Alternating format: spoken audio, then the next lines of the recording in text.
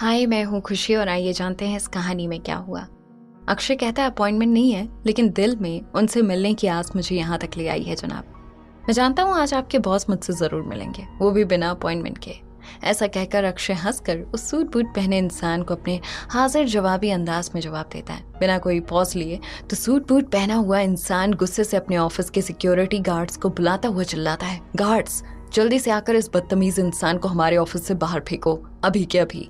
ऐसा कहकर वो इंसान वहां से चला जाता है। गार्ड्स भाग कर आ जाते हैं अक्षय को ऑफिस से बाहर निकालने के लिए, लेकिन गार्ड्स अक्षय को पकड़ के ले जाएं उससे पहले रिसेप्शनिस्ट गार्ड्स को रोकते हुए कहती है, रुकिए आप सब, मैं इन्हें हैंडल करती हूँ, मेरी जिम्मेदारी है, आप लोग जाइए, यहाँ कोई तमाशा मत कीजिए, ऑफिस है। गार्ड्स रिसेप्शनिस्ट की बात सुनकर वहां से बाहर की तरफ रवाना हो जाते हैं। अक्षय रिसेप्शनिस्ट की तरफ मुड़ता हुआ पूछता है, आपने इतना बड़ा एहसान क्यों किया मुझ पर मैडम? रिसेप्शनिस्ट अपने टेबल के ड्रॉअर से एक टॉवल निकाल कर अक्षय को देती है और कहती है, आप पहले अपना हुलिया ठीक कर लीजिए, वहाँ सामने वॉशरूम है। अक्षय टॉवल को लेकर वॉशरूम की तरफ जाता है और रिसेप्शनिस्ट उसे जाता हुआ देखकर मुस्कुरा कर कहती है, ना जाने क्यों आप सच्चे इंसान लगे, भले इंसान लगे, इसीलिए आपकी मदद करने का दिल किया। यहाँ वॉशरूम में अक्षय ने अपना हुलिया ठीक कर लिया है और वो परेशान है, गुस्से में तमतमाया हुआ है। अपना मोबाइल फोन निकालकर तेजी से किसी को मैसेज करता हुआ बाहर की तरफ बढ़ता है और वॉशरूम से वापस रिसेप्शन की तरफ चलकर आते हुए रिसेप्शनिस्ट तक पहुंचने पर उनसे कहता है, शुक्रिया मैडम, आपने मेरी मदद की उसके लिए, लेकिन मैं आपसे एक बात कहना चाहता हूँ, आप अपने बॉस को फोन लगाकर कहिए कि वो मुझे अंदर बुला लें, वरना उनकी कुर्सी उनसे छिन जाएगी। रिसेप्शनिस्ट इस बात से हैरान होकर रिक्वेस्ट करती है, सर देखिए, मैंने आपको अपने रिस्क पर यहाँ ऑफिस में रहने दिया है, ऐसे में अगर कोई गड़बड़ हो गई तो मेरी नौकरी चली जाएगी और मुझे इस नौकरी की सख्त जरूरत है। जवाब में अक्षय मुस्कुराकर बड़े सुलझे हुए तरीके से रिसेप्शनिस्ट से कहता है, आप फिक्र मत कीजिए, आपकी नौकरी सेफ है, आप बस अपने बॉस को कॉल लगाइए, वरना 1 मिनट में आपकी कंपनी के शेयर्स में भारी गिरावट होगी और फिर वो बिकने के कगार पर आ जाएगी। अच्छा, मैं 10 तक गिनता हूँ, 1 2 3। रिसेप्शनिस्ट परेशान होकर डरते हुए झट से फोन उठाती है और इंटरकॉम के जरिए अपने बॉस को फोन लगाती है।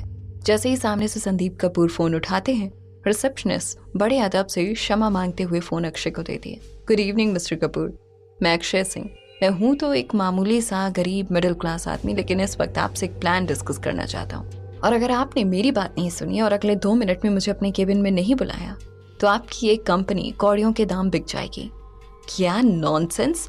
ऐसा कहकर संदीप कपूर अपना इंटरकॉम काट देते हैं और दूसरे फोन से सिक्योरिटी टीम के हेड को फोन करते हुए नंबर लगाते ही हैं कि उनके मोबाइल पर एक मैसेज आता है जिसमें लिखा है, अगले 2 मिनट में बाहर रिसेप्शन पर वेट कर रहे इंसान से अगर आप ना मिले तो आपकी कंपनी बिक जाएगी। इस बात से परेशान होकर संदीप कपूर अपने रिसेप्शनिस्ट को फोन लगाकर कहते हैं, हेलो मैरी, वो बाहर आए अक्षय जी को अंदर भेज दीजिए मेरे कैबिन में। फोन रखकर वो अपने माथे का पसीना पोंछते हुए रुमाल अंदर जेब में डालते हैं कि तभी उसके केबिन में धमाकेदार एंट्री होती है अक्षय की। संदीप कपूर अक्षय को देखकर फिर उसके हुलिये को देखकर उससे पूछते हैं, कौन हो तुम और क्या चाहते हो? जवाब में अक्षय आकर संदीप कुमार के केबिन में मौजूद शानदार कुर्सी पर बैठकर बड़े स्टाइल से कहता है, मैं कौन हूँ ये मायने नहीं रखता, मैं क्या चाहता हूँ ये मायने रखता है। चाहता मैं ये हूं कि आप दिल्ली के मशहूर नंदा इंडस्ट्रीज में एक भारी सी रकम इन्वेस्ट करें और उन्हें उनके डेट से बाहर निकालने में मदद करें, और अगर ऐसा मैं ना करूं तो? जवाब में संदीप कपूर अक्षय से पूछते हैं। तो अक्षय कहता है, तो अभी इसी वक्त आपका मोबाइल बजेगा और आपको पता चल जाएगा कि आपकी कंपनी के शेयर्स का मार्केट रेट अचानक से गिर गया है और एक बड़ी सी मल्टीनेशनल कंपनी ने आपकी कंपनी के सारे शेयर्स खरीदकर आपको एक ही झटके में कंगाल कर दिया है। तो बोलिए, क्या है आपका आखिरी फैसला? अक्षय की आंखों में आंखें डालकर संदीप कपूर अक्षय से पूछते हैं, कौन हो तुम?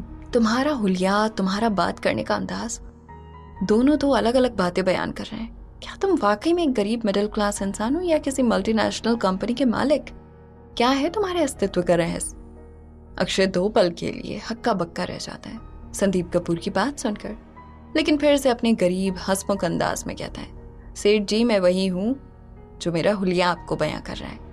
एक मामूली सा गरीब मिडिल क्लास आदमी जो अपनी बीवी से बहुत प्यार करता है और आज अपनी अमीर बीवी और नंदा एम्पायर की बेटी रोशनी नंदा से वादा करके आया हूँ कि मैं उसकी डूबती हुई कंपनी में आपके द्वारा भारी रकम वाली इन्वेस्टमेंट की इंजेक्शन डालकर उसे बचा कर रहूंगा। तो बताइए क्या है आपका फैसला मिस्टर संदीप कपूर?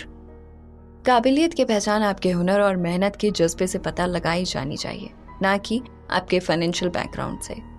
इस बात को गांठ बांध लीजिए कपूर साहब, फायदे में रहेंगे। ऐसा कहकर अक्षय संदीप कपूर के केबिन से बाहर निकल जाता है। संदीप कपूर तुरंत अपना फोन उठाकर अपने मैनेजर से कहता है, नंदा एम्पायर की बेटी रोशनी नंदा को तुरंत मुझसे मिलने हमारे ऑफिस बुलाओ। इस बात में कोई देरी नहीं होनी चाहिए, समझ गए? संदीप कपूर फोन रखता है। वो टेंशन में है उसकी और अक्षय की मुलाकात को लेकर।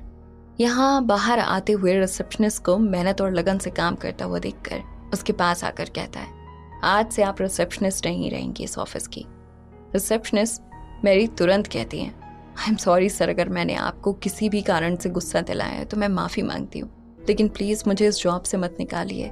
मैं अपने पूरे घर का खर्च चलाती हूँ, इस जॉब की सख्त ज़रूरत है मुझे, प्लीज़ सर। जवाब में अक्षय रिसेप्शनिस्ट मैरी से कहता है, रिलैक्स कीजिए मैरी, मैं आपको रिसेप्शनिस्ट की पोस्ट से बड़ी पोस्ट ऑफर कर रहा हूँ। आज से आप कपूर इन्वेस्टर्स में जनरल मैनेजर की पोस्ट संभालेंगी, क्योंकि आप में इंसान को परखने का हुनर है।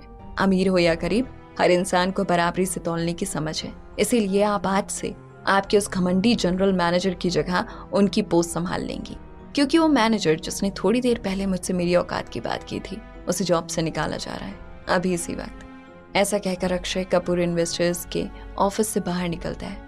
जनरल मैनेजर रिसेप्शन पर आकर रिसेप्शनिस्ट से पूछता है, क्या कहकर गया ये गरीब आदमी? मैरी कुछ कहे उससे पहले ही मैनेजर को फोन आता है और सामने से आवाज आती है, यू आर फायर्ड, आपका फुल एंड फाइनल सेटलमेंट हो जाएगा, आप जा सकते हैं। यह आवाज सुनकर मैनेजर मैरी की तरफ देखकर गुस्से में वहां से निकल जाता है। मैरी जाते हुए अक्षय को देखकर अपने आप से बातें करते हुए खुद से कहती है, आखिर क्या है इस इंसान का रहस्य? क्या ये असल में गरीब मिडिल क्लास आदमी है या कोई और है? अगर ये सच है तो ये अपनी असली पहचान क्यों छुपा रहा है? अगली सुबह दिल्ली में आज अलग किस्म का मौसम है, हवा में एक अलग सा सुरूर है। ऐसे में कपूर इन्वेस्टर्स के ऑफिस के सामने एक चमचमाती हुई कार आकर रुकती है और उसमें से रोशनी नंदा उतरती है। ऑफिस को देखकर वो फोन पर अक्षय से बात करते हुए उससे पूछती हैं, पता नहीं अक्षय, काफी नर्वस फील कर रही हूँ मैं। अचानक से दिल्ली के सबसे बड़े इन्वेस्टर संदीप कपूर ने मुझे अपने दफ्तर में बुलाया है। ना जान ना पहचान, सीधा मीटिंग के लिए बुला लिया। क्या बोलेंगे क्या पूछेंगे कुछ नहीं जानती। मैं कैसे हैंडल करूंगी? तुमसे कहा था ना मैंने, चलो मेरे साथ, लेकिन तुम्हें अपने आलस से फुर्सत कहाँ। तो सामने अक्षय जो अपने गरीब से दिखने वाले मकान के बिस्तर में पड़क करवट लेता हुआ अपनी बीवी रोशनी से कहता है, जानू किसी और को तुम पर भरोसा हो ना हो, लेकिन मुझे पता है मेरी बीवी रॉकस्टार है। देखना आज तुम संदीप कपूर को अपने शब्दों के जादू से मनमोहित करके उन्हें अपना सबसे बड़ा फैन बना दोगी। मुझे विश्वास है अपनी बीवी पर। रोशनी संदीप कपूर के ऑफिस में रिसेप्शनिस्ट की तरफ चलते चलते अक्षय से बात करके जवाब में अक्षय से कहती है, बस तुम्हें विश्वास है मुझ पर। मेरी दादी माँ भी आकाश भाई को मुझसे ज्यादा काबिल मानती हैं, क्योंकि वो घर का बेटा है और मैं बेटी।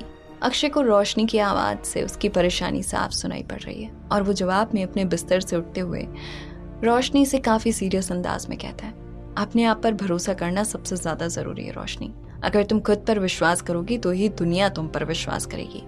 माना तुम घर की बेटी हो, बेटा नहीं, लेकिन दुनिया में कमाल तो बेटियों ने ही मचाया हुआ है। आजकल नंदा अंपायर की बेटी घर के चश्मो चिराग से ज्यादा अच्छी है। इस बात की पुष्टि आज होने वाली है शायद। इसीलिए संदीप कपूर ने तुम्हें खुद अपने दफ्तर बुलाया है। तो इसलिए हंसो, मुस्कुराओ और कॉन्फिडेंटली संदीप कपूर से मिलो और उनसे अपनी कंपनी के इन्वेस्टमेंट की डील क्रैक करो। जाओ और कर लो दुनिया अपनी मुट्ठी में। ऑल द बेस्ट मेरी जान। ये कहते हुए अक्षय फोन रखता है। यहाँ रोशनी भी रिसेप्शन पर पहुंच चुकी है। अपना फोन रखते हुए पूरे कॉन्फिडेंस के साथ वो वहाँ हायर हुई नई रिसेप्शनिस्ट से कहती है, हे मिस्टर कपूर के साथ मेरी मीटिंग शेड्यूल है। मेरा नाम है रोशनी नंदा। रिसेप्शनिस्ट रोशनी से कहती है, प्लीज आप बैठिए, मैं सर को इन्फॉर्म करती हूँ। रोशनी वहाँ मौजूद सोफे पर बैठकर पूरे ऑफिस को देखती है। एक अलग सा कॉन्फिडेंस है आज रोशनी की आंखों में और वो अपने आप से बात करती हुई बोलती है, अक्षय आज मेरी कॉन्फिडेंस का श्रेय तुम्हें जाता है। न जाने क्यों जब भी मैं परेशान होती हूँ तुमसे बात करके सुपर कॉन्फिडेंट हो जाती हूँ। थैंक यू मेरी जिंदगी का हिस्सा बनने के लिए, मेरी जिंदगी बदलने के लिए। इतने में रिसेप्शनिस्ट आती है और रोशनी से कहती है, चलिए सर ने आपको कैबिन में बुलाया है, मैं आपको उनके कैबिन में लेकर चलती हूँ। रोशनी रिसेप्शनिस्ट के पीछे चलते हुए संदीप कपूर के केबिन की तरफ जा रही है। मन में हजार सवाल हैं उसके अंदर। आज कुछ करके दिखाएगी, ऐसा जज्बा लिए वो केबिन की ओर प्रस्थान करती है। केबिन में घुसते ही संदीप कपूर उठकर खड़े होकर रोशनी का स्वागत करते हैं और उसकी सुंदरता के दीवाने हो जाते हैं। रिसेप्शनिस्ट वहां से चली जाती है और संदीप कपूर रोशनी से कहते हैं, आइए प्लीज बैठिए, कमाल की सुंदर हैं आप। नो वंडर, पूरी दिल्ली में आपकी सुंदरता के चर्चे सुने थे मैंने। आज आपको देख के लग रहा है कि सारे लोग ऐसे ही नहीं आपकी सुंदरता पर मरते हैं। कैसे मेंटेन कर लेती हैं आप अपने आप को। रोशनी को संदीप कपूर का इस तरह उससे खुले रूप से फ्लर्ट करना खटकता है, लेकिन इस बात से अफेक्ट ना होने की कोशिश करते हुए वो सीधा संदीप कपूर की आंखों में आंखें डालकर पूछती है, मिस्टर कपूर, क्या मैं जान सकती हूँ कि आपने मुझे इस तरह अचानक बिना किसी जान पहचान के अपने दफ्तर में क्यों बुलाया है। जवाब में संदीप कपूर हंसते हुए कहते हैं, काफी स्मार्ट है आप, सीधा पॉइंट पर आने को कह रही हैं। चलिए अच्छा है, मैं सीधा पॉइंट पर आता हूँ। मुझे काफी रईस इंसान ने आपकी कंपनी में इन्वेस्ट करने का सुझाव दिया है। मैंने पता लगाया, आपकी कंपनी के बारे में तो पता चला आपके एम्पायर की कंस्ट्रक्शन विंग ने भारी नुकसान किया है और कंपनी बिकने की कगार पर आ पहुंची है और आप लोगों को एक बहुत बड़ी इन्वेस्टमेंट की ज़रूरत है। तो मैंने सोचा मैं आपकी कंपनी के डिप्टी मैनेजिंग डायरेक्टर और कंपनी के इकलौते वारिस आपके भाई आकाश नंदा से मिलकर उनसे इन्वेस्टमेंट की बात आगे बढ़ानी चाहिए। लेकिन फिर उस रहस्यमय रईस इंसान ने मुझे आपके भाई आकाश से नहीं, आपसे मिलने का सुझाव दिया। पहले मुझे लगा कंपनी के बेटे से बात करनी चाहिए, बिजनेस की। बेटियां कहाँ कंपनियां चलाती हैं हमारे देश में। लेकिन आपको देखकर लग रहा है आप जैसी सुंदर और सेक्सी लड़की पर अगर कंपनी की बात डोर छोड़ी जाए तो कंपनी ज़्यादा अच्छे से चलेगी, है ना। इस कहानी में क्या हुआ जानने के लिए सुनिए कहानी के आने वाले एपिसोड।